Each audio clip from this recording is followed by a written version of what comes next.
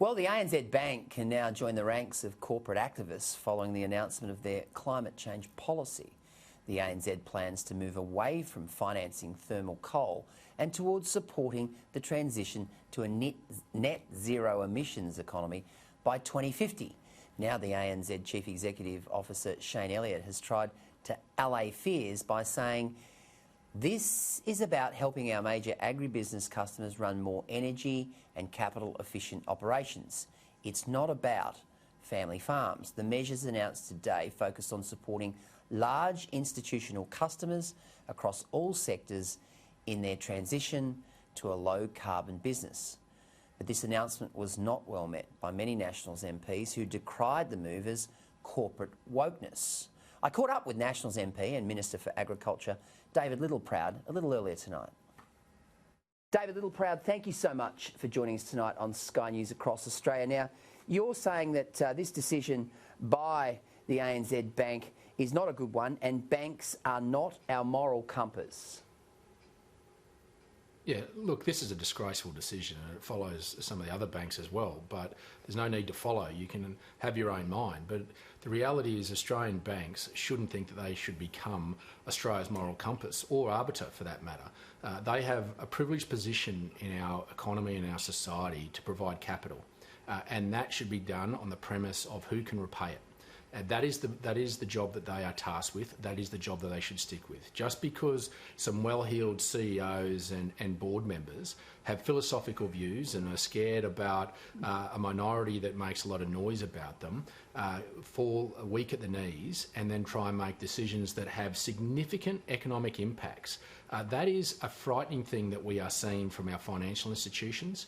They've got to understand that that privilege that they have in our economy and our society should come with some significant responsibilities, because if we turn off the tap of capital, then that has a significant impact all the way through. And as the Agriculture Minister, I'm concerned that they've even highlighted agriculture as one of the industries. We're 13% of emissions, but we also rely heavily on the energy sector and the transport sector.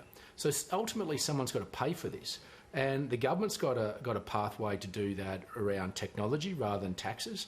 But if the banks think they are morally more superior than the Australian government and want to impose their own will, then that'll have a significant impact that everyone's going to have to pay for.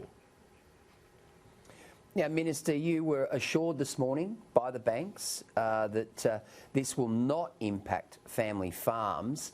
Are you confident that that will be the case? Well, I can only take them on face value, but they don't have the greatest track record. But again, there are emitters within the agricultural sector that I have concerns about that the banks may turn their sights on. But it's also around the fact that agriculture is reliant on the transport and energy sector. Farmers need to turn pumps on. They also need to get their livestock and their produce to market, and that's through the transport sector. Now, if you want to have this holistic approach, unfortunately what's going to happen is that someone is going to pay for it, and that means that costs will go up. And when the farmer actually has to pay more, then that should also translate at the checkout. What we've said is, let's use common sense. Let's use technology to reduce emissions. I mean, I've got 4 coal-fired power stations in my electorate, and one of them is looking at carbon capture storage technology. That'll reduce emissions potentially up to 90%. So we can reduce emissions and still have baseload coal. And I mean, we talk about the advent of renewables, and they are. And I've got a lot of renewables in my electorate, but the battery storage is not there. The biggest battery we have in this nation at the moment, the one that the South Australian Labor government bought, will only power Tomago factory in New South Wales for 15 seconds. So, you know, the technology's not there, and we've got to make sure that we don't burn this economy out before we even get out of this COVID recession with policy that doesn't understand what drives our nation's economy. And that's around keeping farmers going, the resource sector, and making sure there's cheap electricity, not just for households, but for industry. Do you think the banks are out of touch, particularly with regional communities? Oh, look, they've been out of touch for some time, and I think this just demonstrates it, that they really just need to harden up and understand that, yes, there's a lot of minority that are making a lot of noise and putting pressure on them and the use of their capital, but average Australians aren't interested in that. They want practical outcomes, and they want it not to cost them a fortune. And that's the path that the government has set. Is said let's back ourselves with technology rather than draconian policies that would hold us back and impinge our rights. But instead, these banks think that, and these boards think that they are now the moral compass of this country and the arbiter of our moral compass, and that is not right. That is not what our democracy is found on. We have put quite clearly a pathway for this, and the banks just need to cool their jets and get out of the way, get back to what their privileged position is, and that is to provide capital in this economy to keep our country moving. Minister, I see where the unions have given the Labor Party a bit of an uppercut when it comes to their energy policy and, of course, climate change policy, and in particular the fact that there is a perception, and we saw it at the federal election last year in seats like Capricornia, Flynn, Herbert and Dawson, where blue-collar workers abandon the Labor Party. The unions are saying if you don't re-embrace blue-collar workers, you're not going to be relevant in the 21st century. Well, I'll believe when I see it, the unions are following through on the Labor Party, but because they can see what happened in central Queensland, is that when people start to worry about their jobs, they start to leave political movements. And I think the union movement are also worried that if they don't follow through and start to hold this line and protect their jobs, then they'll also lose their members. This is about just practical solutions. We can still mine coal and iron ore. We can still do that. We're a smart country, and we can do that and still meet our international commitments and keep our economy going. We have a role to play. Our coal is better to be out there in the international market reducing emissions than dirtier coal, and we can also produce cheaper power by investing in technology, carbon capture storage, and that keeps our energy prices down. And, you know, that employs thousands upon people, particularly in Queensland and even in my own electorate. I've got 4 coal-fired power stations. They're pivotal to our economy, not just our local economies, but the entire Queensland economy. And you've got to understand the Queensland government takes $1.8 billion a year in dividends out of the generation and distribution of electricity. So just think, as you're a Queenslander, if you start to tear away at that, not just the families in central Queensland and Maranoa that lose their jobs, but you're going to start paying a lot more every time you get up in the morning and turn a light on or put the air conditioner on, and every time you go to the factory to go and produce whatever you're producing, it's going to cost more, and that means it goes back to the checkout. You know, this is the thing, is this isn't about ideology. This is about common sense and practical reality of what happens when you start to make significant changes to the makeup of the economy. We are saying we can back ourselves do it in a smart way, have a reduced impact and try and reduce it out entirely on our entire economy and still meet what we've said we'd do internationally.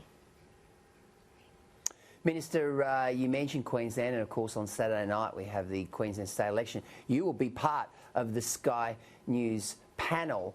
What's your sense right now? You know, the bookies have got the Labor Party long odds on favourites, the pollsters suggesting that they will win, but I get a sense it's a bit closer than that.